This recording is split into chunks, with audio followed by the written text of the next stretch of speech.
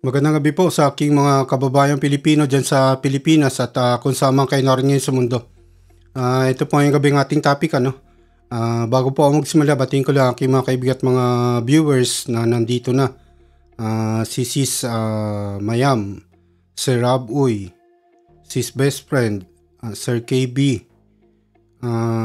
Sis Lady Bird, saka sino pa ba? Sir Hero, Sir Alpachinko. Magandang gabi po sa inyo. Umpisa na po natin ang ating topic. Ito po yung ating naobserbahan. Itong mga Duterte na naman. Palagi na lang po Duterte pero delikado po kasi ito. Ito pag pinalampas natin to, delikado po yung ating bayan. At siguro naobserbahan nyo rin po, di ba? Yung kakaiba po ang galaw ng itong mga Duterte. Hanggang ngayon, walang pahayag kontra China ang Duterte clan. Kaya siguro, dapat talaga mag-ingat tayo sa mga ganitong tao dyan sa ating bansa. At itong China, alam naman natin, magkadikit yan. At saka ito pa nga, yung mga galamay nila, di ba?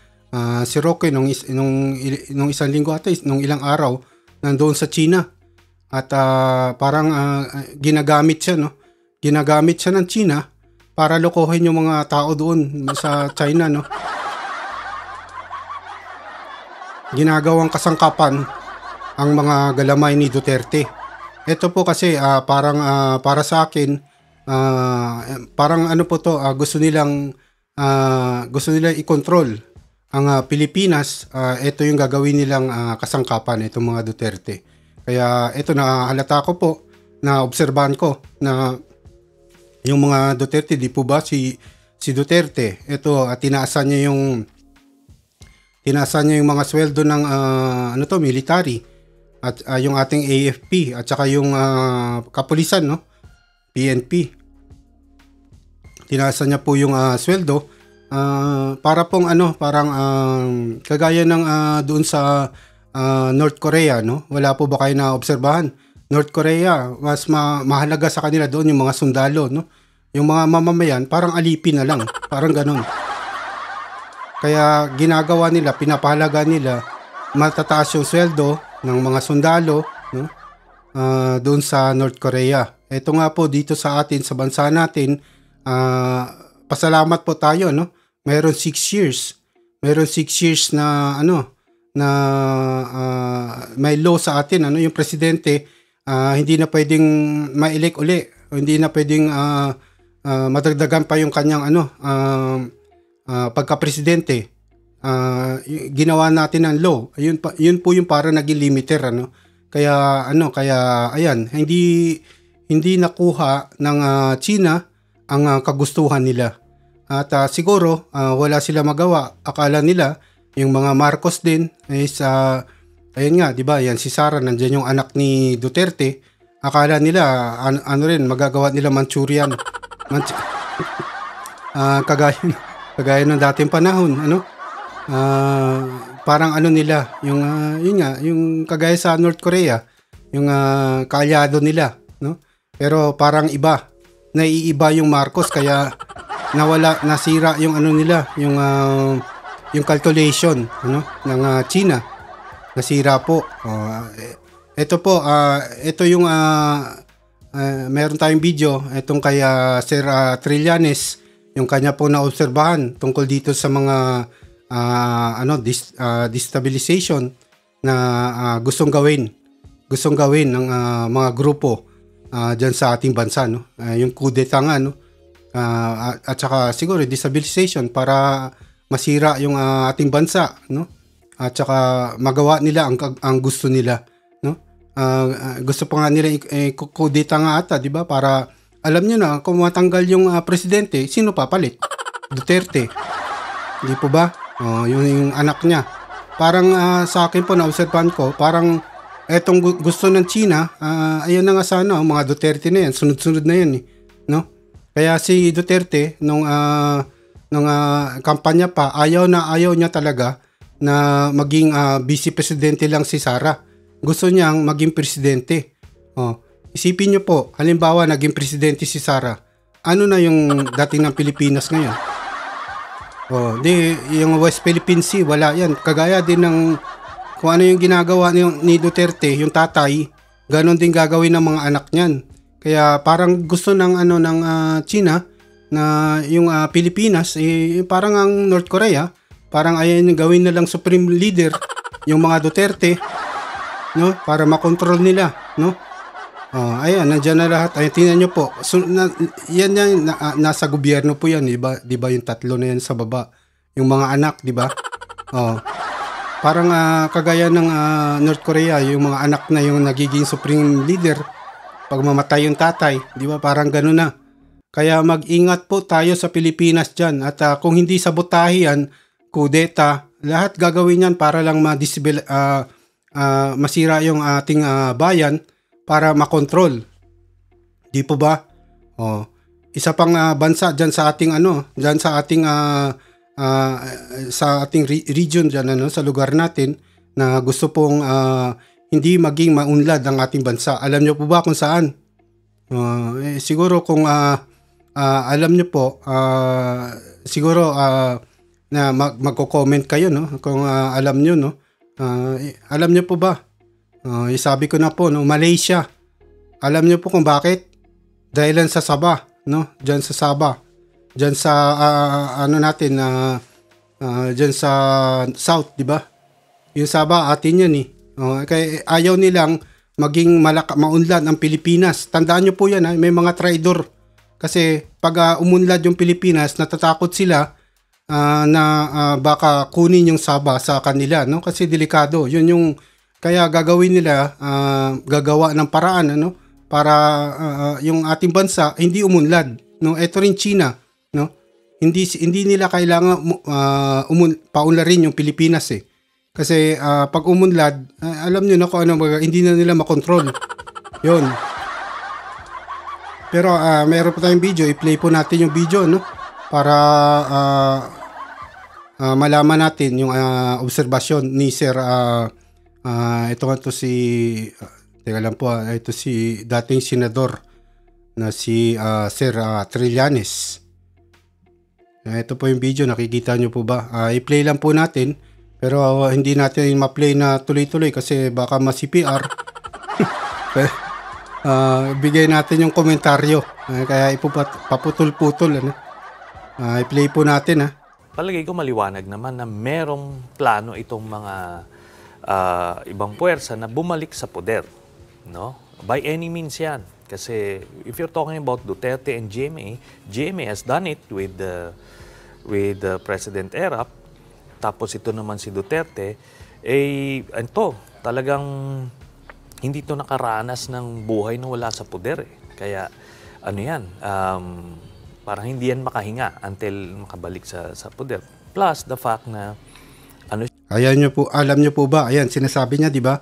Hindi makahinga pag hindi nakapalik sa poder. Kasi nga, yun yung plano nila ng China, di ba? Ayun yung backer nila. May backer, di ba? Kung pabayaan po natin yung makaupo yung mga yan sa ating bansa, yung China po, yung mga makikinabang, no? Hindi yung Pilipinas, hindi tayo lahat, Alam nyo naman, napapansin nyo, hanggang ngayon, di ba? Walang pahayag kontra China ang mga Duterte. Alam niyo naman po, di ba? Alam niyo kung ano yung nakakaano ngayon sa ating bansa? Yung nakakasira ng ating imahe, yung South China Sea. Kasi pag hindi tayo stable, papalabas ng ganyan ng China, ihaharas. Mag-iisip, mapapanood ng yung news, mapapanood ng mga investor sa buong mundo, no? Hindi maiisip nila hindi stable yung bansa natin, Meron ba siyang value, no, na mag-invest diyan sa ating bansa? Ang hindi stable nga Hanggang ganyan po 'yan mangyayari diyan, kaya walang katapusan 'yan. Kahit ano gawin. Yan nakakasira ng ating imahe sa buong mundo. At dapat po ingatan natin, Tama yung sinasabi ni Sir Trillanes, Ito po yung obserbasyon ng dati siyang military. At saka, syempre, na-experience siya rin po nag-kudeta na siya kasi dati, di ba? Hindi, yun po yung katotohanan. Alam niya po, kaya pakinggan po natin siya. Siya, under threat siya nung ICC case. So it's a matter of survival for him and physical freedom. Kaya he has all the motives to do these things. So yun. May motive, meron silang resources, tapos meron din silang opportunity kasi sabi nga niya, as former president, he can talk to retired and active generals, which he is doing. Pero sa experience namin, sa nakikita ko ngayon, nasa agitation phase pa lang sila. If kung yung sa political component, nakakasana sila, kailan sila gagalaw, nakikita nyo yung mga trolls, nag-agitate sila, naglalabas sila ng mga issues.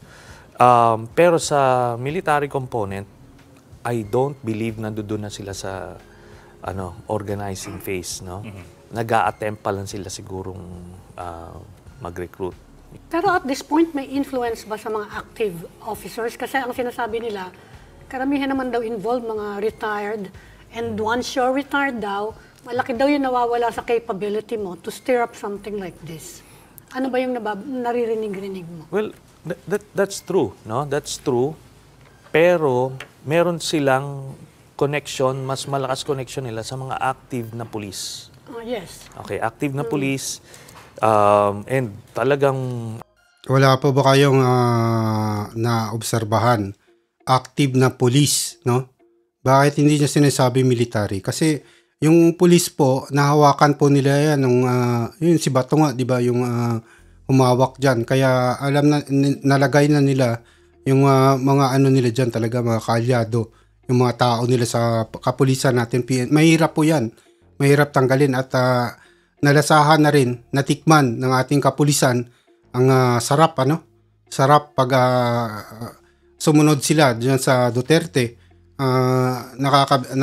Maraming masagana sila, di po ba? Masagana yung mga kapulisan. Mahirap po yan tanggalin. Pero sa military, meron din. Pakinggan nyo po yung explanation ni Sir Trillanes. Obserbahan nyo po at i-analyze nyo. Pakinggan nyo mabuti. Ano sila? They continue to engage with them. Sa AFP, meron din pailan-ilan, pero nandoon pa lang sa socialization. Yung closeness nila, yung network nila, is nandoon level. Kasi iba yung pag ni-recruit mo na, pag nagkaroon na ng leveling, you're basically committing a crime. And ito si Duterte, bukod sa duwag siya, wais siya.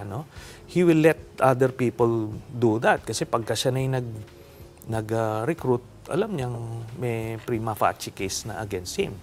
So, magle-layering yan. Ang hirap kasi pag-layering, tatanungin nila, saan ito? Sino to? Diba? So, yun ang problema nila. And nakita namin dun sa mga active, kaya hindi nagkiklik yung grupo nila Duterte is primarily dahil pro-China siya. So, deal breaker yun. Now, ayun, narinig nyo po, pro-China si yung mga Duterte, kaya hindi sila hindi sila makaporma sa mga ating mga military kasi ayun nga, pro-China nga, alam na nila yung ni Duterte, pakinggan nyo po mabuti. We doing this para sa China and Duterte. So, he may be overestimating his influence dun sa mga active na AFP. One thing good about yung sabihin mo ng premature declaration ni Chief of Staff si General Browner is na-preempt. Alam mo, may chilling effect yan pag nagre-recruit ka tapos biglang nasunog na. Ang hirap gumalaw. So, ngayon, kung sino man yung mga umiikot, lalayuan na yon kasi worry na yung mga tao sa mga ganong... Pero you're talking about agitation. Yeah. Kung gano'n, anong cause yung nire-raise nila to agitate? Kasi sabi mo nga, nata-turn off sila dun sa stand ni President Duterte on the South China Sea.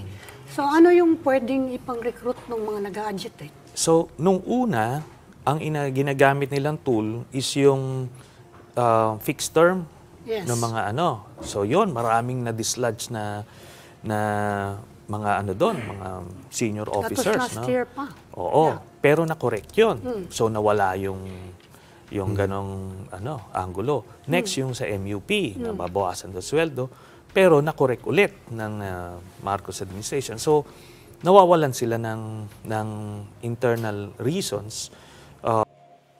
Sir Gis, akyat po kayo kung gusto nyo. Sandali lang po tayo. Kasi magiging busy na rin ako sa work ko. Baka isang beses sa linggo na lang ako makaka-live.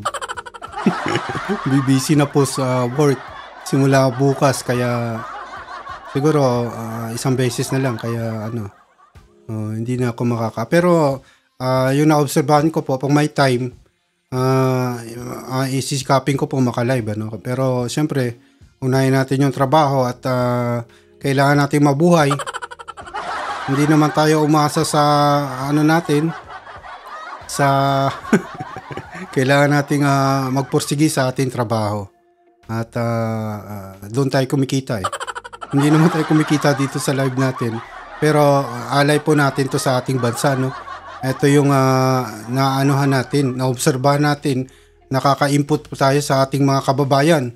Mayroong ganitong view, yung ating pananaw, no? Ating may anggulo, ganito, na-input natin at sila na, kayo na ang mag-observe at mag-analyze kung tama or hindi ang ating nakikita sa ating gobyerno, ang mga kamalian po, no? I-play po natin. Ituloy lang natin to kay Sir Trillanes. For agitation. Kasi nga, in fact, I wrote a thesis about this dahil based on my experience, on our experience, kailangan dalawa yan May internal factors, may external factors. Yung internal factors, ano yung mga issue sa loob? In our case, yung military corruption, state-sponsored terrorism, etc. Ito, yun nga, yung career advancement, tsaka moral and welfare. Pero na-correct So nawala yun. So ngayon, they were hinging on, ito na lang, external factors, similar to EDSA 2. Yan po yung ating video, kaya Sir Trillanes. At yung mga sinasabi niya po, totoo po yan. At sana po ma-input sa ating mga kababayan at sana sa botohan, wag na nating iboto ang mga galamay ng China diyan sa ating bansa, alam niyo naman po, di ba? Ayan yung mga Duterte at Duterte clan, wag natin ang iboto yan at hanggang ngayon walang pahayag kontra China. Alam niyo na kung ano ibig sabihin, di po ba? Bakit nandiyan pa sila sa ating gobyerno kung hindi sila gagawa or magpapahayag or para sa ating bayan, di po ba? Para sila doon sa China, hindi naman para sa Pilipinas doon sila mangampanya doon sa bansa nila, doon sa doon sa China, Kasi ngayon nangangailangan tayo ng makabayang yung totoong Pilipino talaga at yung ating interes ng ating bayan ang nasa isip, hindi lang interes nila ng mga mga Duterte, interes nga ng China to interes ng pamilya nila, di po ba? Interes na ng pamilya nila, iniisip nila, kampihan pa nga sila, di ba? Doon sa confidential funds.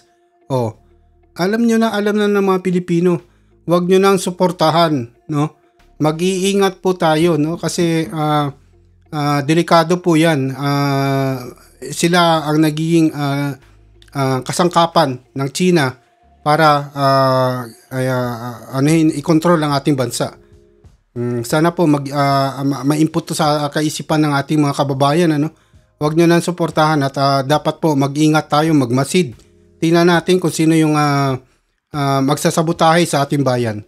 Kasi alam nyo naman po, siguro nakita nyo na yung GDP natin, natalo natin yung Vietnam, natalo natin yung China, yung Malaysia. Sigurado kayo, hindi sa sigurado, ano kayo,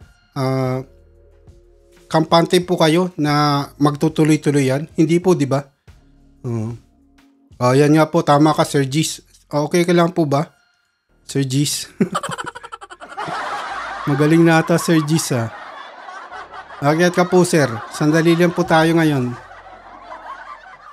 Ayan po yung yung hagdan. Nandiyan nata hagdan eh. At saka si sis best friend, nandiyan din nata eh. Sandali lang po tayo. At kailangan ko rin matulog ng maaga kasi maaga pa ako bukas din sa trabaho, no? At least nagtatrabaho tayong marangal, no? Hindi kagaya ng mga bayaran dyan na dyan sa umaasa sa kaban ng bayan tapos hindi sila nag-perform, no? Wait lang po papakyatin natin si best friend.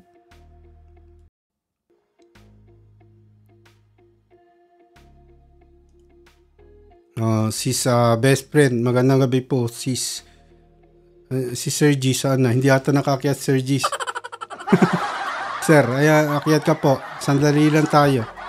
Tapos tayo. Pero baka bukas din po, hindi ako ata bukas maka-live eh. Nabubulol ako. Nakaka-battery po kasi itong nangyayari sa ating bayan. Kaya po tinasa ni Duterte para makontrol niya o i-control ang sandatahan lakas ng Pilipinas, no? Kagaya ng North Korea, hindi pa ba? Kinokontrol nila ang sandatahan lakas nila para magamit nila para pang control sa mga taong bayan nila. Yun. Ngongo pala, Sir Gis. Okay po, sir. Natakot ako dun sa nangyari dyan sa mga yung mga peking mga birth certificate. Hindi pala peking, yung tunay. Nakuha nila.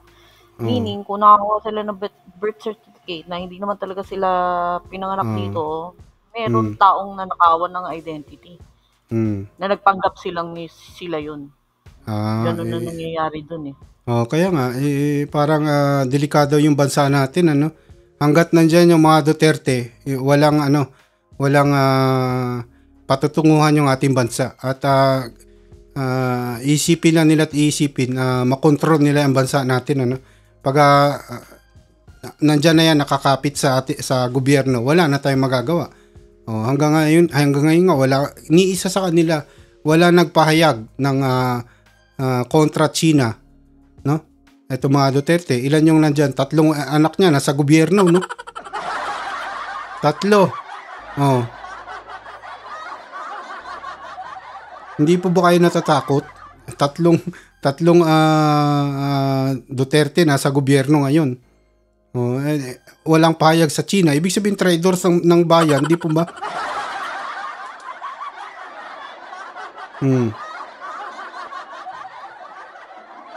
Ayan nga po, di ba? Yung Pogo, lahat 'yan ni Duterte, no? Yung tingnan niyo nangungutang yung ating bansa para lang ibayad sa ating mga kasundaluhan diyan sa PNP, AFP. Para para sa retirement pay, di ba? Ilang trilyon, no? Hindi na sustainable. Ngayon siguro pag tinanggal mo 'yun, di kawawa yung natin mga sundalo, yung sandatahan lakas din. Siya ang sumira nga. Yun yung problema. Muna yung sabi ni Sir Gis, yung sa Philippine Statistic Authority, sa tingin ko kasi simpleng identity theft yun dahil dun sa national ID system. Kasi yung tandaan nyo, puro online na tayo ha. May mga tao nag-register noon sa national ID system. Pag nag-leak yung information doon, lahat ng information about yung lahat ng personal info mo, madali na nila makuha. So, kung papasok sila doon sa mga Mm. portal nung online portal nung mga government, ano na yun, pwede nila makuha yung mga ganun eh. Mga Mm. information, mga ganun. Eh, yung iba, wala naman, alam nila yung iba, walang PhilHealth, Mm. alam naman nila eh kung sino, kasi nakaregister nga doon sa national ID. Tingin ko, Oo. ang ginawa niyan, Mm. kinuha lang yung data doon, tapos, Mm. pumasok doon sa PSA, nag-order ng online na birth certificate, then the rest nga, pwede na nila lakarin kung nakakuha na sila ng birth certificate. Kasi door to Mm. door yun eh. Hindi naman nila Mm. kailangan na ng personal appearance. Bakit alam ko kasi dati nagkuha ako doon. So, i-input mo lang yung mga details mo. Tapos pag Mm. magtutugma yun doon sa database, they don't care na. Hindi na nila i-verify yan. Hindi sila kukuha ng ID kahit yung nagdi-deliver nung ano mo. Unlike yung sa Mm. passport, pagka nagre-renew ka, pag nagdi-deliver, kukuha ka pa ng ID, ng identity Mm. mo, tapos i-check pa yung mukha mo doon sa Mm. birth certificate, wala naman picture yun eh.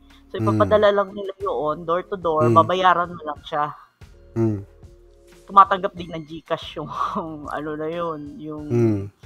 sa PSA. And then, doon na yun, the rest will follow na. Kasi pag Mm. nakuha na nila yun, pwede na nila gamitin yung birth certificate, mag-apply ng kung ano-anong ID.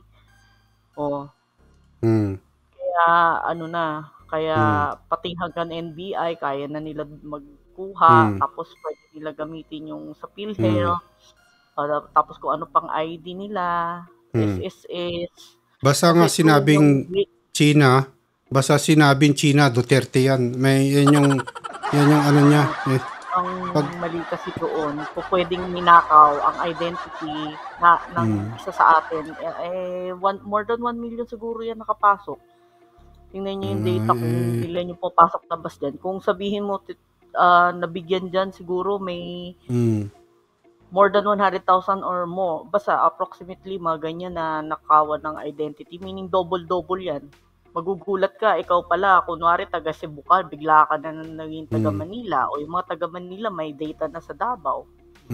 Kasi Pero sis, trabaho yan ng ating kapulisan, ano? Pero yung ating mga kapulisan, yung NBI, sila, diba? yan yung problema. Kasi yan yung meron, yan yung sinabi ni Sir Trillanes kanina, di ba? Meron pa active police, meron sila sa yung gusto niyang ipahiwatig na yan, yung mga Duterte yun, no? Yung sinasabi niyang meron sila sa mga active na mga police, no? Kaya kahit ano yung mga statistics na yan ng yung sa Pogo, di ba? Yan lahat yan alam niyo na kung kanino konekta yan. Konektado yan sa mga Duterte, di ba? Yan yung legacy ni Duterte sa ating bansa. O ngayon dapat trabahuhin yan ng NBI, di ba? Suriin nila, salain nila ang ating yung PSA, di ba? At saka yung mga identity ng mga diyan sa Pogo, di ba? Dapat tinatanggal na nga yan, di ba? Tama yung sabi ni nakikita ko dyan, dapat may fingerprint. Risa Ontiveros. Nakasama din doon sa pag matching yan, kailangan kasama fingerprint. No. Kaya nga mess na yan sa ating bansa. Yan yung mga Duterte yung gumawa niyan. Alam niyo naman, ano ba yung nadulot ni Duterte yung kagandahan sa ating bansa? Nasunod ba yung pangako niya na 3 months, 6 months lang wala ng droga sa bansa natin? Doon naman lang malalaman kahit ano pang rason niyang sabihin, hindi niya natupad yung binitawan niyang salita. Ibig sabihin, basura siya. Ganun yun Tapos dito ako nagtataka, bakit may mga kababayan pa tayo na mga sumusuporta pa. Pagpalpak na, wag nyo nang anuhin, wag nyo nang pagtakpan pa. O kaya buhatin. Binubuhat nyo pa. Palpak na ka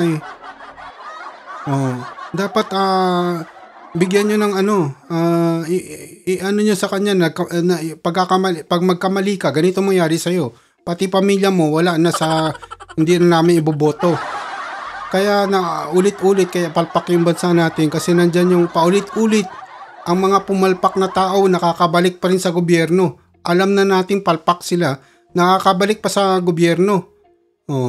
Yun yung problema, nasa mga tao, isa taong bayan din culture kasi natin yun.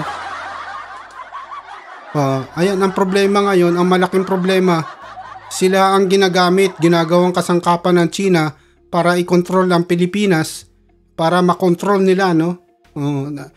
Yung ano niyan, yung end goal niyan, magiging kagaya na ng North Korea ang Pilipinas. Yun yung nakakatakot nga.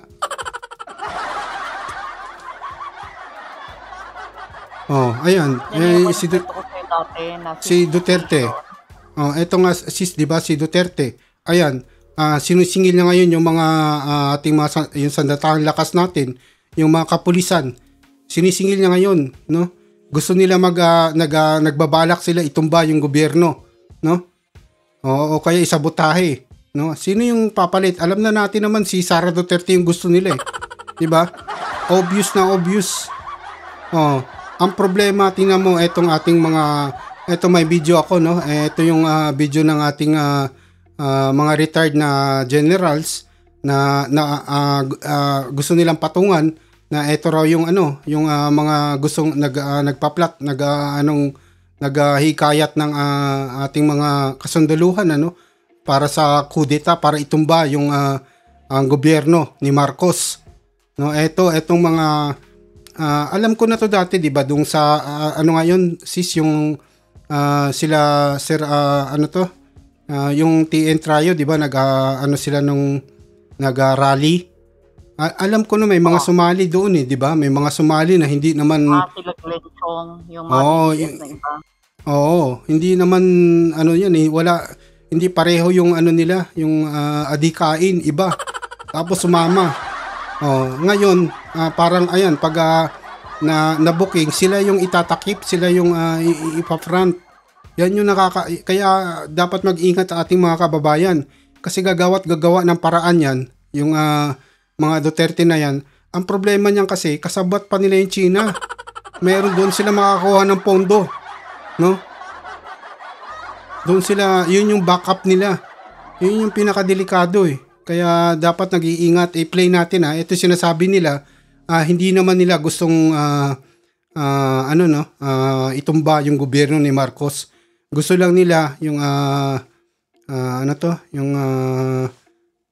sa eleksyon, sa COMELEC, 'di ba? Maayos yung ating yun yung prioridad, no? Kasi para maayos yung ating botohan sa ating bansa. Pakinggan po natin Kahit kami rito, hindi kami magkakakilalang personal Kahit yung mga PMers dito, nalalaman yung mga pangalan, pero personally, hindi namin kilala ang isa't isa. So mahirap kami mag-plot ng anything against the government. Hindi alam ng grupong September 21 Reform Movement o STORM kung saan ang galing ang sinasabing destabilization plot sa Marcos administration. Ayon sa kasapi nitong si retired Colonel Mar Santiago, wala silang kinalaman sa anumang pagtatangkang patalsikin ang kasalukuyang pamahalaan. Posibleng nadawit lang umano ang kanilang samahan dahil sa isinagawang rally noong Setyembre kasabay ng anibersaryo ng deklarasyon ng martial law sa bansa. Ang STORM ay binubuo. Ayan po, 'di ba? Ayan nadawit lang sila. Pero ayan, dapat nag-iingat kasi siguro marami rin nakapuna sa ating mga kababayan na parang iba. Ayan si Sergis, 'di ba? Na napuna niya, iba sumama doon kasi yung mga hindi naman kagrupo, 'di ba? Kaya parang iba. Ayan gagamitin kayo. Ay kayo ifo-front. Kung ano mangyari, 'di ba? 'Yan yung delikado O ng ilang retiradong miyembro ng Armed Forces of the Philippines o AFP. Ngunit dilinaw nito na isang maayos lang na halalan ang nais nilang mangyari at hindi ang palitan ang Pangulo ng bansa. Ayan di ba? Tayo din kasi nasubaybayan natin sila. Tayo rin nga, di ba, sa mga live ni Laka Enzo, nakikita natin COMELEC lang, hindi naman itutumba yung gobyerno ni Marcos kasi alam naman natin na hindi na makakabalik yung, 'di ba, karamihan sa atin yung mga pink, 'di ba? Sinasabi ko rin nga hindi na makakabalik si alam naman lahat ng mga natin yung pareho yung like-minded people. Di ba? Alam natin naman eh. Pero ayan, kagaya ng PDP laban, hinijack ng mga Duterte, di ba? Kay Coco Pimentel yun yung PDP laban, eh. Bakit na mga Duterte na na-hijack? Ganun kaya dapat mag-ingat. Eto, ayun na, yung pangangamba natin, ayan, naging totoo, di ba? Sana po, mag-ingat na yung ating mga kababayan. Tingnan nila muna at salain yung mga tao na gustong kumampi sa kanila, no? Kung ano talaga sila, no? Kasi dapat may background check, di ba? Malalaman mo eh. Si Ka Enzo, di ba? Nahalata niya iba yung sila, sino ba 'yon? Sila sino nga yun, sis? Yung na yun? Sila Glenn Chong, iba yung hangarin, di ba? Yung sila Maharlika, no? Iba rin. Kasi mga yun eh. Mga DDS, no? Yung natanggal sa hindi lang sila nabigyan ng pwesto ng Marcos.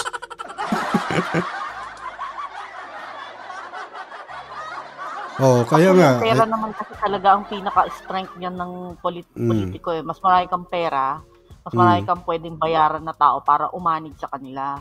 Ganun naman talaga ang society, kahit hindi sa politics, kahit sa saan mo i-apply. Ganun yan. Kahit sa tama si sis mo yan. Kahit sa mga simpleng pagpipirata ng mga empleyado, pera rin naman ang pinanggagamit nila para lumipat ng kumpanya eh. Di ba ganyan? Pero sis, para sa akin, mas nakakatakot ang Duterte kaysa sa mga Marcos ngayon na nakikita natin, di ba? Nakikita natin. Ibang klase yung Duterte. Yung nasa likod nila, China, no? Yan yung dapat nating obserbahan pag dapat magmasid tayo kasi ayan kagaya niyan yung ano nga sabi mo sa PSA yung yan yung birth certificate, di ba? Nakakapasok diyan ang mga Chinese, no? Hindi natin alam kung anong ang ginagawa nila itong tactic na to na tinatawag na sinicization nga yan. Sinaunang tactic pa yan pero hindi ganyan ang tawag na parang ginagawa mong Chinese yung Yan yung noon, yung dalawang lumang kaharian yan para gusto mo infiltrate yung isang kaharian or mas maging in favor sa'yo, maglalagay ka doon ng mga tao mo. Kagaya tinan nyo, para spy at saka makakatulong sa papalakas ng influence mo at saka yung mga pro, yung parang ganyan, para maging or wala silang pakialam sa ganyan ang ginagawa nila. Kaya napapasok sila ng rito. Ng tao nila, di ba? Obserbahan nyo po kung ano nangyari ngayon sa mundo. Dito sa Israel tsaka Hamas. Ano ang mga tao nagrarally doon sa buong mundo, yung anti-Israel tapos sa pro-Palestinian, doon sa UK, sa Australia, no, Germany. Tingnan nyo lahat, tingnan nyo. Yung mga galing doon sa Arab world na immigrant din yung mga nagrarally, no? Nagaganon, kinakampihan yung Hamas, terorista yung Hamas. Pagtatanggol mo ba yun? Tingnan mo, nagdadala sila ng tao doon sa bansa na yun, parang ini-infiltrate nila, no? Ngayon pag maging citizen na yun doon or kaya maging permanent, no, magkakaroon ng karapatang bumoto. Yun na yung boboto, yung magiging matatayo nilang gobyerno, yung yung kagaya ng pag-iisip nila, no? Ikaw, isipin nyo, obserbahan nyo po yung nangyari sa buong mundo. Ganyan siguro ang gustong gawin ng China sa Pilipinas. Maglalagay sila ng maraming tao dyan. Tapos, makokontrol nila ang gobyerno. Kasi makakaboto na sila pag meron na silang... yung mga politiko natin, di ba? Nilalagay nila. Tapos, pagka merong campaign, bibigay sila ng campaign fund, mga regalo, ganun sila. Kaya nga Australia din, di ba? Yung nagulat ako yung prime minister nila nagpunta ng China, no? Ginagago na nga sila tapos yung prime minister pa nila nagpunta doon. Kasi marami ng Chinese doon doon sa Australia. Sa Australia, yung mga bumoboto na doon, karamihan na mga Chinese, no? Ngayon siyempre natatakot din siguro yung Prime Minister kasi pag botohan, wala na siyang suporta doon sa mga Chinese na nandoon sa Australia. Ganun po yan Kaya yung Amerika din, tingnan mo. Kaya parang no, yung anuhin mo lang yung yun yung weakness ng demokrasyang bansa no kasi sa numero nga, 'di ba, number. No, pag marami na yung botohan kasi, 'di ba? Pag marami yung tao na pareho doon sa pag-iisip nila, wala na. Kagaya sa United Nations, 'di ba? Ay nabili ng China tsaka yung Russia yung yung mga doon sa Africa na countries pamparami ng boto. Ngayon against sa Israel, di umano yung nasulong yung kagustuhan ng Russia tsaka China. Ganun lang po yun Kaya dapat mag-ingat tayo diyan sa ating bansa. Kasi ayan yung pogo na yan, diyan napapapasok yung mga Chinese na hindi natin alam na Pilipino sila pero hindi naman Pilipino, sa paper lang. Diyan po tayo mag-ingat Dapat imbestigahan yan ng ating gobyerno. Kasi hindi natin alam, baka yung 31 million na yun, hindi na, marami rin doon hindi Pilipino, nasa lang, peke, na pwedeng bumoto, na hindi naman sila, no, galing sa ibang bansa, galing China. Tapos naging Filipino citizen, sa papel lang. Kaya dapat po tayo nag-iingat kasi ito tayo. Niya dahil Filipino citizen sa papel, baka tumakbo pa. Kaya nga Tatakbo pa sila for position sa gobyerno. Ayan na yan. Di ba? Ayan, ayan nga, di ba? Bago umalis si Duterte, naglagay siya ng mga tao niya sa gobyerno, di ba? Alam natin sa Senado, pagbotohan diyan, ilan yung tao nila?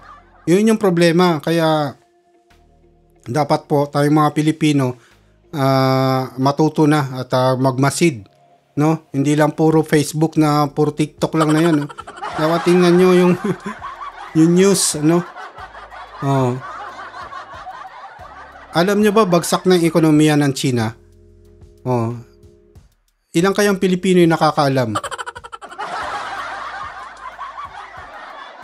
Pero doon kasi sa Davao, yun pa yung nasa utak na nga si Roque, di ba? Akala niya pa talaga yung China, no? Hindi nila alam.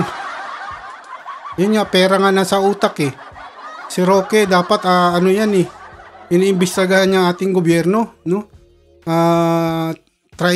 Katraidoran na sa bansa natin yung ginagawa nila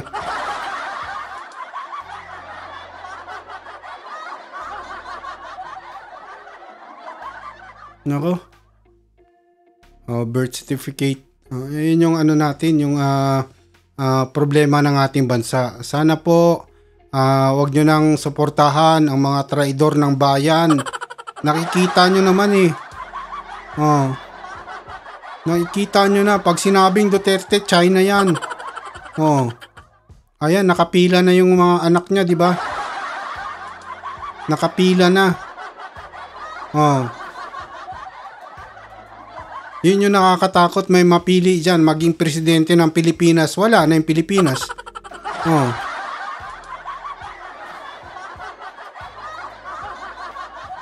Magiging province of China na tayo, di ba?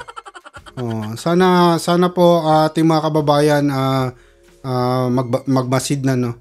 Kasi ito hindi ito magpapaano. Ito mga re-resback to. Re-resback 'yan. Ang problema sa process, yung ating sa process nila, re-resback sila kay Marcos, yung ating bansa, yung kawawa. Kaya dapat tayo na umano, no? Karamihan din naman sa atin hindi gusto yung Marcos, di ba? Pero ibang klase to, masisirain ito yung Pilipinas, no? Iko-control yung yan yung gagawing kasangkapan ng China diyan sa ating bansa para makuha yung gusto nila, no? Kaya dapat mawala yan lahat, mawala.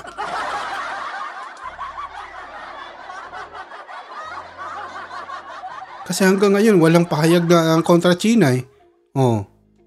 Ano ginagawa ng China dyan sa ano natin, sa West Philippine Sea? Oh. Ano ba sila? Tagapaglingkod natin yan, di ba? Yung mga yan na yan, nasa gobyerno yan eh. Wala man lang silang masabi. No? Oh.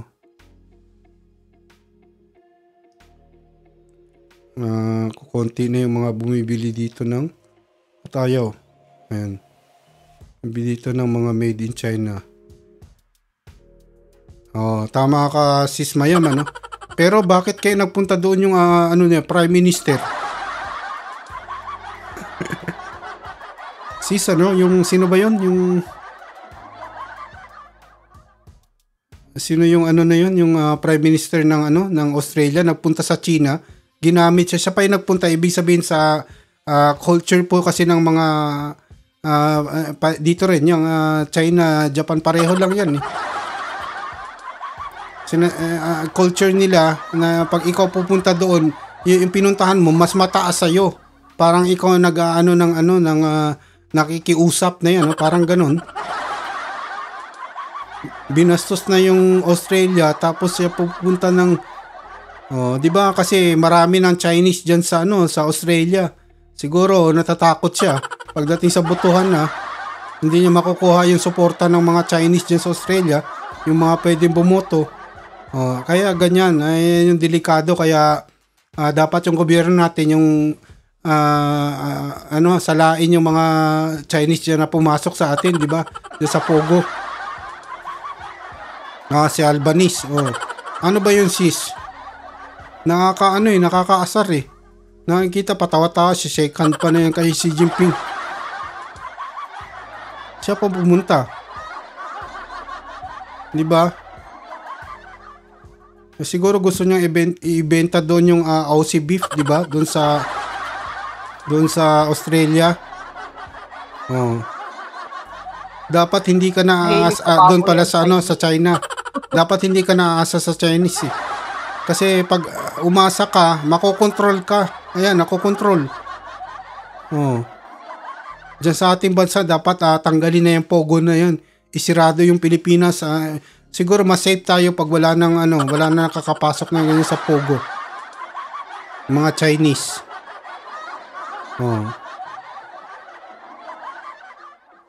Ayan yung ating problema sa ating bansa, no?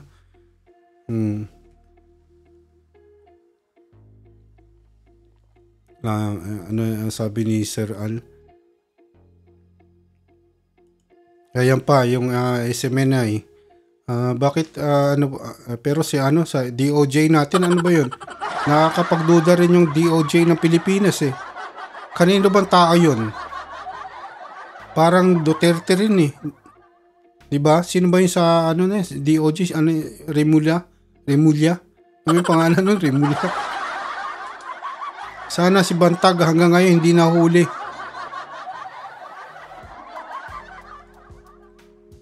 Tama ka po sa sis Mayam, ano? Pero hindi po na dapat dapat decoupling, mag-decoupling na yan sa Russia tsaka China. Yung dati yung Cold War, parang ganun dapat gawin eh. Kasi pag umasa ka sa isa na yan, na iba naman yung sistema nila, ayan yung ginagamit nila eh.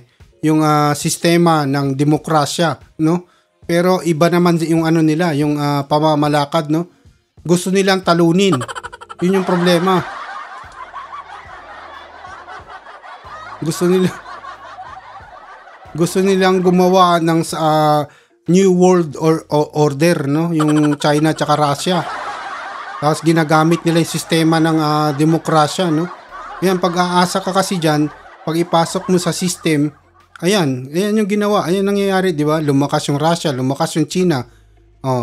Tapos ayan, sinakop ng Russia yung Ukraine, no? Kahit ano pa sabihin nyo, wala silang pakialam. 21st century na ngayon, tapos meron pang ganyang mga bansa, no? Hindi ko akalain magigera-gera pa na ganyan, di ba? Civilized yung mundo, di ba? Bakit meron pa mga ganyan tao? Ayan, kagaya nila Putin, Xi Jinping, ni Duterte, ayan. May mga ganyan tao kaya hindi safe yung mundo natin eh. Kaya nagkakaroon ng nilalakihan yung budget ng ng mga military, yung defense Yung Japan nga gagawin nila 2% ng GDP nila ang budget ng para sa military nila, no? Dahil lang kanino? Dahil lang sa China at Russia. 'Di ba? Tataasan yung tax. Sino yung tayong mga tao, ordinaryong tao ang maghihirap dahilan sa may mga ganyan tao, no? Eto tayo maghihirap pag makaupo yung mga Duterte na yan. Yang maging nakaupo na pala, no?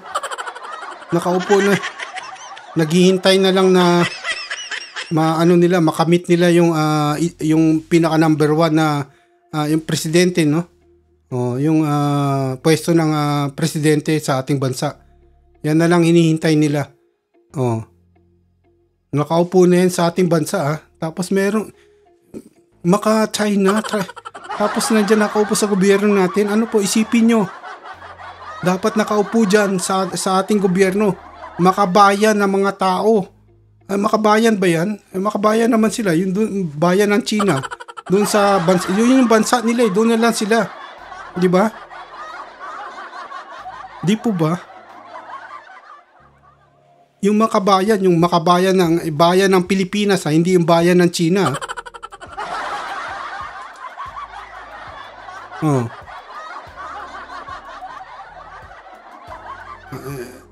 Ito yung isa pang yung istasyon na yan, 'di ba, yung SM9 na yan. Nakakatakot yan eh. Bakit nabigyan ng prangkista yan ng gobyerno natin? 'Di ba, ano ba 'yun, yung isang pinaimbestigahan nila, yung Socorro, ano ba 'yun? Socorro, ano ba tawag doon? Bakit yung SM9 kay Kibuloy hindi inimbestigahan?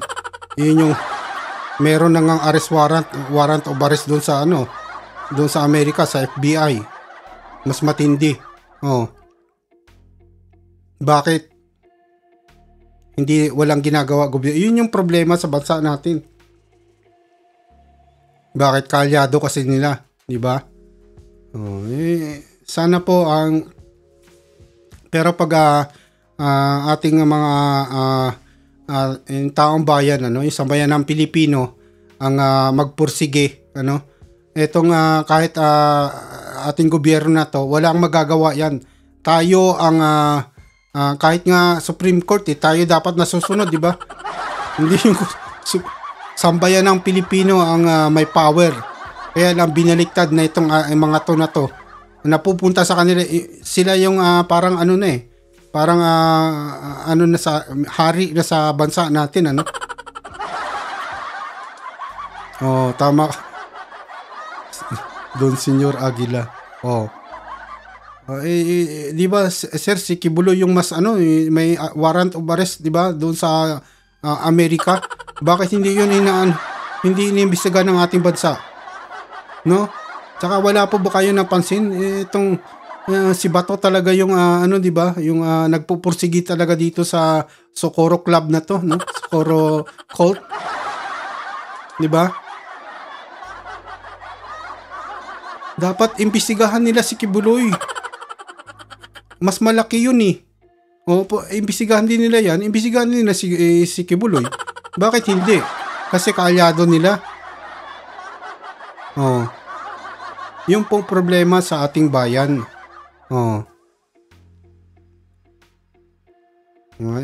Parang naano na po ko.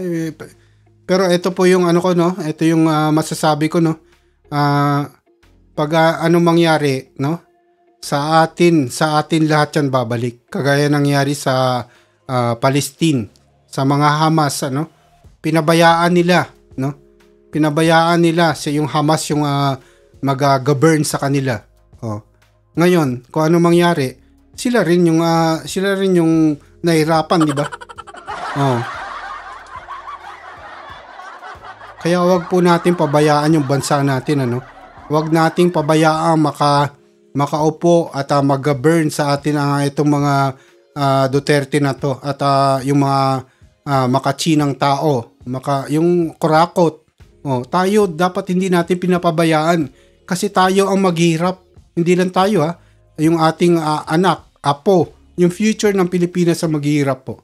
Kaya sana po anuhin natin, ipaglaban natin ang Pilipinas na wag na makaupo itong mga ganitong tao sa ating gobyerno. Sana po yung ating mga kababayan, kahit na DDS kayo, isipin nyo mabuti ang ginagawa nyo. Paano nyo ipagtatanggol ang hanggang ngayon wala pang pahayag, kontra China na mga tao dyan sa ating bansa, sa ating gobyerno, paano nyo ipagtatanggol yan? Kahit nga ating mga di ba, kasundaluhan, hindi nila ma-recruit kasi ayan na nga, pag sinabing Duterte, China yan eh.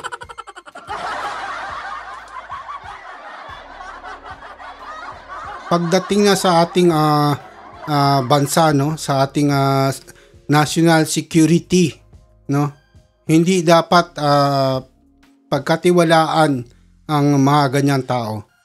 Sana po magising nating mga kababayan, tama na sa mga Duterte, sa mga traidor sa ating bansa, at tayo ang maghihirap. Ang future ng Pilipinas ang kawawa ng ating mga apo, at magiging apo sa tuhod. Pag North Korea yung dating ng Pilipinas, yun yung problema. Magiging supreme leader, at ayan, tingnan nyo, yan yung mga anak, yan yung mga magiging leader ng ating bansa, kagaya ng North Korea. Tapos yung mga anak niyan ang susunod sa kanila, ganun lang yan.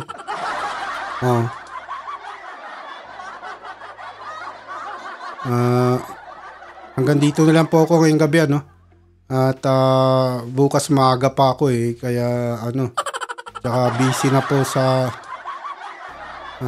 magiging busy na sa trabaho, kaya hindi po ata ako muna hindi muna ako makaka live, pero pipilitin ko po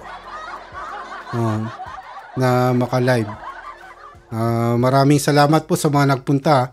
Si best friend, andiyan ka pa ba sis? Tsaka si Sir Raboy, Sir Al Olalia, sis Lady Bird, sis Mayam. Sino pa ba nandito? Sir Al Olalia, Sir Gis. Sino pa ba? Ayan na nga sila. Pasensya na po sa hindi ko nabanggit. Maraming salamat po sa mga nagpunta, at magandang gabi po sa inyong lahat.